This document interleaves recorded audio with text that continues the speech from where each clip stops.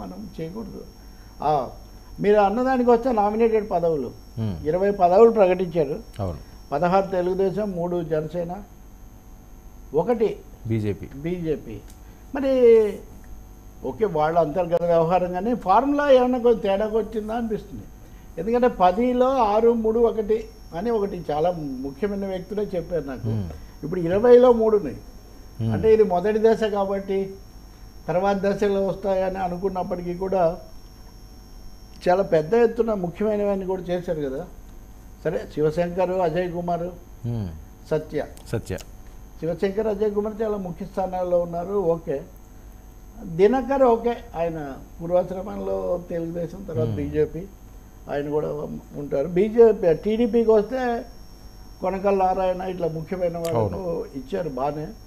కానీ ఈ అవగాహన ఏమైనా తేడా వచ్చిందా, లేకపోతే వేడిని ఇంకా నిరీక్షించాల్సి ఉంటుందా అనే ఒక సందేహం అయితే కలుగుతుంది ఇదంతా చూసిన తర్వాత. అంటే ఇవి ముఖ్యమైనవి. ఆర్టీసీ, చిన్న మధ్య తరహా పరిశ్రమలు, మ్యారిటైమ్ బోర్డు, కీలకమైనవి ఇచ్చారు. కీలకమైన వాటిలో 23 ఇస్తే స్పోర్ట్స్ అన్ని ముఖ్యమైన హౌసింగ్ బోర్డు, అంటే కొంచెం టిడ్కో ఇవన్నీ ఇచ్చారు.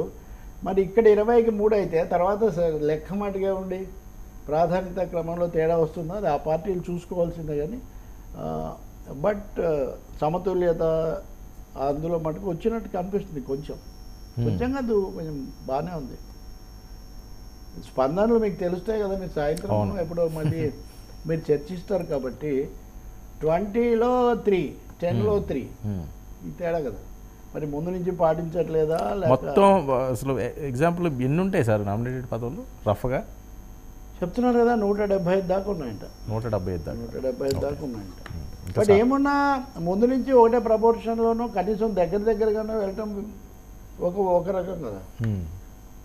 10, 6, 3, 1 కాస్త 20, 3, 1 అవ్వటం అనేది కొంత తేడా అనిపిస్తుంది. మరి ఓకే, అంటే లేదంటే ప్రధానమైన వాటిలో తక్కువ ఆ తర్వాత వాటిలో ఎక్కువ ఇస్తారా?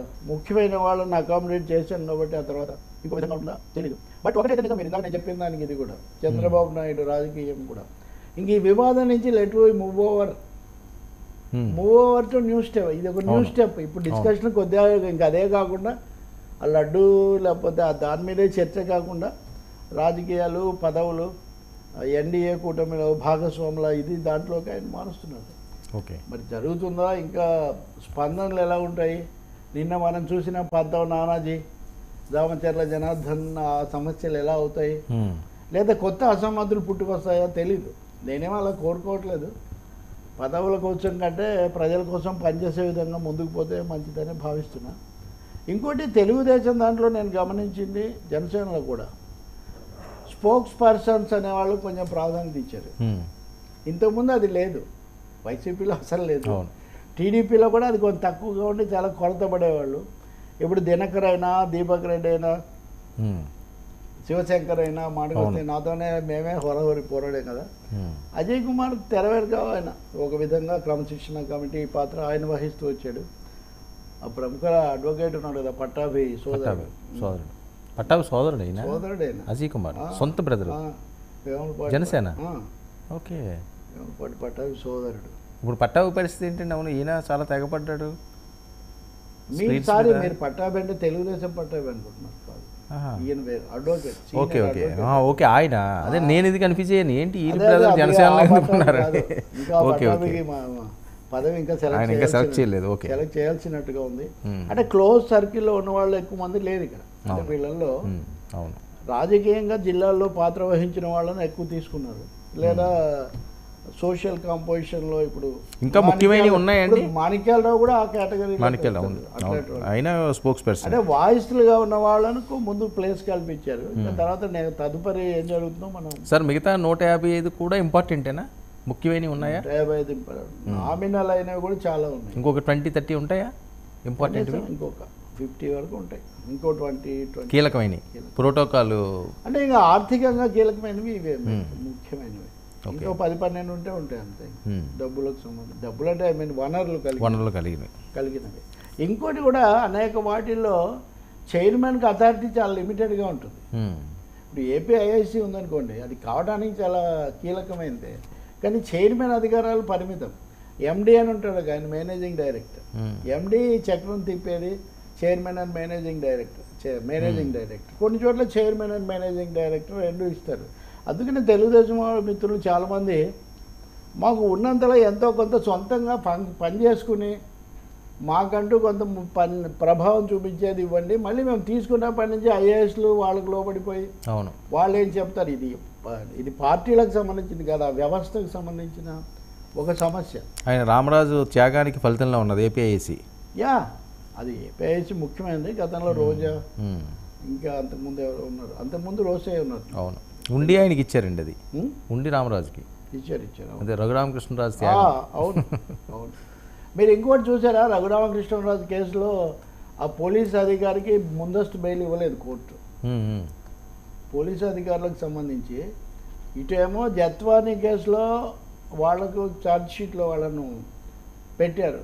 ఆ ముగ్గురు ఐపీఎస్లను కూడా నిందితుల జాబితాలో చేర్చారు. అది ఒక ముఖ్యమైన పరిణామం, ముగ్గురిని చేర్చటం. రఘురామకృష్ణరాజును లాకప్లో హింసకు గురి చేశారు అన్నటువంటి కేసులో ఆ పోలీస్ అధికారి పేరు ఏదో ఉంది, ఆయన కోర్టుకు వెళ్ళాడు. వెళ్తే కోర్టు ఆయనకి ఏం రిలీఫ్ ఇవ్వలేదు, హైకోర్టు. జరగనివ్వండి. సిఐడి సునీల్ కుమార్ కదా? కాదు, ఈయన ఎస్పీ, ఈయన గుంటూరు ఎస్పీగా ఉన్నారట అప్పుడు. ఈయన ఎస్పీకి ఇవ్వలేదు. అంటే కోర్టులు కూడా కొంచెం క్రిటికల్గా ఉంటున్నాయి. ఎందుకంటే అధికార దుర్వినియోగము, ముఖ్యంగా పోలీసు అధికార దుర్వినియోగం చేసి ప్రత్యర్థులను వేధించడం, హింసించడం అనేది తీవ్రమైన సీరియస్గా తీసుకుంటున్నాయి. ఆ సమయంలో రాజు గారు ఎంపీనే అంత తీసుకొని వచ్చి అలా చేస్తే, అంటే ఒక దెబ్బ కొట్టారా, రెండు కొట్టారా, అవన్నీ తదుపరి విషయాలు. అసలు ఆ పరిస్థితి ఎందుకు వచ్చింది, అంత ఘోరమైన పరిస్థితి? పోలీసులు కూడా కనీసంగా చెప్పాల్సిన ఒకటి ఉండాలి కదా. ఇప్పుడు ఏదో ఒక నిర్బంధమో లేదా ఒక ఉద్రిక్తతలోనో లేకపోతే ఇంకో చోటో ఏదైనా చేసామంటే వేరే విషయం. ఒక ఆయన ఏదో ఆరోపణ మీద తీసుకొచ్చి స్టేషన్లో పెట్టి 4 స్టేషన్లు తిప్పి బాగాలేదంటుంటే కూడా చేసి, పైగా ఆసుపత్రిలో వచ్చిన సర్టిఫికేట్ కూడా సందేహాస్పదంగా మారి, ఇంత జరిగి ఉండకూడదు కదా. ఇంత జరిగి ఏం సాధించారు? ఇవన్నీ చేసి ఏం సాధించారంటే ఓటమి సాధించారు, ఓడిపోయారు. ఇటువంటివన్నీ చేయడం ద్వారా ప్రజలు ఈ పద్ధతులను తిరస్కరించే పరిస్థితి కొని తెచ్చుకున్నారు. ఇప్పటికే సమర్థించుకుంటున్నారు. అది నాకు ఆశ్చర్యం కలిగేది ఏంటంటే, సార్ జనసేనకి ఇచ్చిన ఈ 3 పదవులు కూడా ఇంపార్టెంటేనా? అంటే అవి రెండు చాలా ఇంపార్టెంట్ కదా. చాలా మూడోది కూడా ఇంపార్టెంట్. మ్యారిటైమ్ బోర్డు కూడా ముఖ్యమైనది. 3 శివశంకర్దండి, శివశంకర్ది ఇంపార్టెంట్ కదా. చిన్న మధ్య తరహా పరిశ్రమలకు సంబంధించిన బోర్డు అది. Okay, small and medium scale industries. ఆయన ఐఆర్ఐ అధికారి కాబట్టి ఆయనకు ఆ నేపథ్యం కూడా ఉంది, రాజకీయాలు అవి తెలుసు కాబట్టి వాటిని ఇన్వెస్ట్మెంట్ అన్నప్పుడు వర్మ పెద్ద పరిశ్రమలు వచ్చాయి, కియా వచ్చింది, ఇంకోటి రావటం మంచిదే. కానీ మన దేశంలో అనుభవం ఏమంటే మధ్య తరహా పరిశ్రమల వల్ల ఎక్కువ ఉద్యోగాలు దొరుకుతాయి మనకు. వాటిలో స్కిల్స్ అనండి లేకపోతే లోకల్ టాలెంట్, దానికి స్కోప్ ఎక్కువ.